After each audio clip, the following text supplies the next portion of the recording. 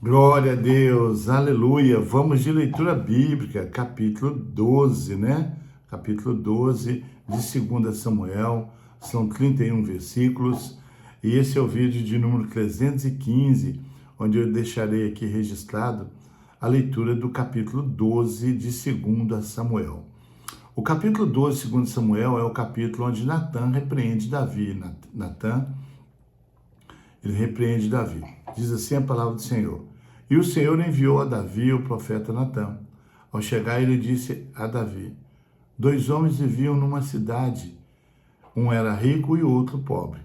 O rico possuía muitas ovelhas e bois, mas o pobre nada tinha, senão uma cordeirinha que havia comprado. Ele a criou e ela cresceu com ele e com seus filhos. Ela comia junto dele, bebia do seu copo e até dormia em seus braços. Era como uma filha para ele. Certo dia, um viajante chegou à casa do rico e este não quis pegar uma de suas próprias ovelhas ou de seus bois para preparar-lhe uma refeição. Ao invés disso, preparou para o visitante a cordeira que pertencia ao pobre. Então Davi encheu-se de ira contra o homem e disse a Natã: juro pelo nome do Senhor, que o homem que fez isso merece a morte. Deverá pagar 4 vezes o preço da cordeira, porquanto agiu sem misericórdia. Você é esse homem, disse Natã a Davi. E continuou: assim diz o Senhor, o Deus de Israel: eu o ungi rei de Israel e o livrei das mãos de Saul. Dei a você a casa e as mulheres de seu senhor. Dei a você a nação de Israel e Judá. E se tudo isso não fosse suficiente, eu teria dado mais ainda. Porque você desprezou a palavra do Senhor, fazendo o que ele reprova? Você matou Urias, o Hitita, com a espada dos amonitas e ficou com a mulher dele. Por isso, a espada nunca se afastará de sua família, pois você me desprezou e tomou a mulher de Urias, o Hitita, para ser sua mulher. Assim diz o Senhor: de sua própria família trarei desgraça sobre você. Tomarei as suas mulheres diante dos seus próprios olhos e os darei a outro. E ele se deitará com elas em plena luz do dia. Você fez isso às escondidas, mas eu o farei diante de todo Israel em plena luz do dia. Então Davi disse a Natã: pequei contra o Senhor. E Natã respondeu: o Senhor perdoou o seu pecado, você não morrerá. Entretanto, uma vez que você insultou o Senhor, o menino morrerá. Depois que Natã foi para casa, o Senhor fez adoecer o filho que a mulher de Urias dera a Davi. E Davi implorou a Deus em favor da criança. Ele jejuou e, entrando em casa, passou a noite deitado no chão. Os oficiais do palácio tentaram fazê-lo levantar-se do chão, mas ele não quis e recusou comer. 7 dias depois, a criança morreu. Os conselheiros de Davi ficaram com medo de dizer-lhe que a criança estava morta e comentaram: enquanto a criança ainda estava viva, falamos com ele e ele não quis escutar-nos. Como vamos dizer-lhe que a criança morreu? Ele poderá cometer alguma loucura. Davi, percebendo que seus conselheiros cochichavam entre si, compreendeu que a criança estava morta e perguntou: a criança morreu. A criança morreu? Sim, morreu, responderam eles. Então Davi levantou-se do chão, lavou-se, perfumou-se e trocou de roupa. Depois entrou no santuário do Senhor e o adorou. E voltando ao palácio, pediu que lhe preparasse uma refeição e comeu. Seus conselheiros lhe perguntaram: por que ages assim? Enquanto a criança estava viva, jejuastes e chorastes, mas agora que a criança está morta, te levantas e comes. Ele respondeu: enquanto a criança ainda estava viva, jejuei e chorei. Eu pensava: quem sabe? Talvez o Senhor tenha misericórdia de mim e deixe a criança viver. Mas agora que ela morreu, por que deveria jejuar? Poderia eu trazê-la de volta viva? Eu irei até ela, mas ela não voltará para mim. Depois, Davi consolou sua mulher Batseba e deitou-se com ela, e ela teve um menino, a quem Davi deu o nome de Salomão. O Senhor o amou e enviou o profeta Natã com a mensagem a Davi. E Natã deu ao menino o nome de Gedias. Enquanto isso, Joabe atacou Rabá dos Amonitas e conquistou a fortaleza real. Por isso, mandou mensageiros a Davi, dizendo: lutei contra Rabá e apoderei-me dos seus reservatórios de água.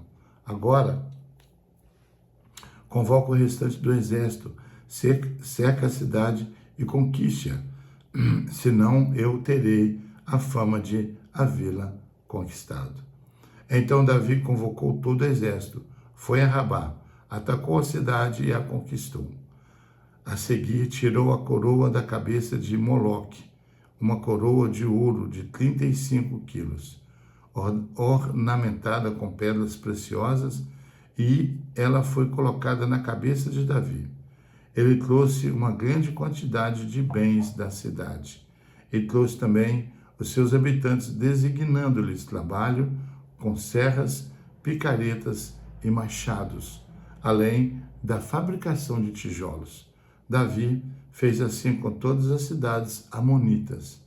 Depois voltou com todo o seu exército para Jerusalém. Aleluia, glória a Deus.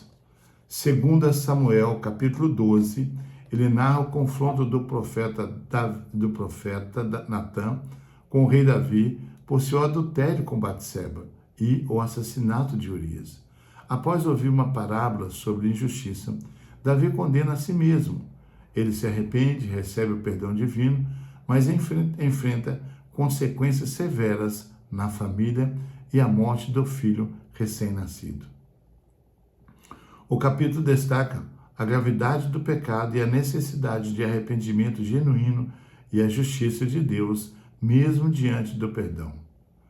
Esse capítulo, que tem 31 versículos, ele pode ser dividido da seguinte maneira: versículo 1 ao 6, a parábola de Natã. Natã usa sabedoria ao confrontar Davi com uma história sobre um menino rico que rouba a única ovelha de um homem pobre.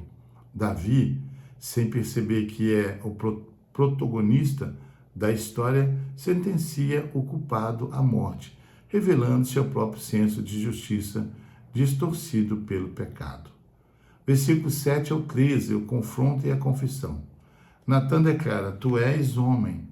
Ele aponta a ingratidão de Davi diante das bênçãos de Deus e a gravidade de desprezar a palavra do Senhor. Davi reconhece seu erro e admite: pequei contra o Senhor.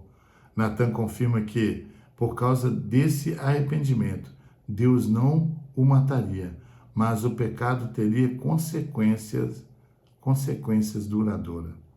As consequências, versículos 10 ao 23. Embora perdoado, Davi recolhe o que plantou. Primeiro, a espada não se afastaria da casa de Davi. Violência dentro de sua família. O filho nascido do adultério morre. Davi reage à morte da criança com adoração e aceitação da sabedoria de Deus, demonstrando uma mudança de postura espiritual. Versículos 24 ao 31, a misericórdia e a continuidade. Deus abençoa a reconciliação de Batseba e nasce Salomão, a quem o Senhor ama. O capítulo encerra com a vitória militar final de Davi sobre a cidade de Rabá. Ensinamentos desse capítulo para os nossos dias de hoje. Primeiro, o pecado cega. O pecado pode tornar o coração insensível, fazendo com que sejamos rápidos em julgar os outros, enquanto ignoramos nossas próprias falhas. Perdão versus consequências. O perdão de Deus remove a condenação eterna e restaura a comunhão, mas não isenta o ser humano das consequências naturais e disciplinares de suas ovelhas nessa vida. A ingratidão como raiz. Deus lembra a Davi tudo o que lhe dera. O pecado de Davi não ocorreu por falta, mas por desprezo pela suficiência de Deus. O arrependimento genuíno. A resposta de Davi, como registrado também no Salmo 51, mostra que um coração quebrantado é o caminho para a restauração. Um coração quebrantado é o caminho para a restauração. Quer ser quebrantado? Quer ser restaurado? Quebranta o coração. Se curve diante de Deus, se arrepende, peça perdão a Deus, volte para Ele. Amém, queridos? Muito bom a gente ler a palavra de Deus e extrair as pepitas de ouro que Deus tem contida em cada capítulo da palavra dele para as nossas vidas. Eu quero desejar a você, insistir com você que leia a palavra de Deus, medite nela dia e noite, porque foi o que Deus disse a Josué. Antes, medite na minha palavra dia e noite, para que se vais bens em tudo o que for fazer. Amém? Um grande abraço desse que vos fala, pastor Geraldo Magela. Te amo em Cristo Jesus. I love you in Christ Jesus. E até o próximo vídeo, querendo Deus.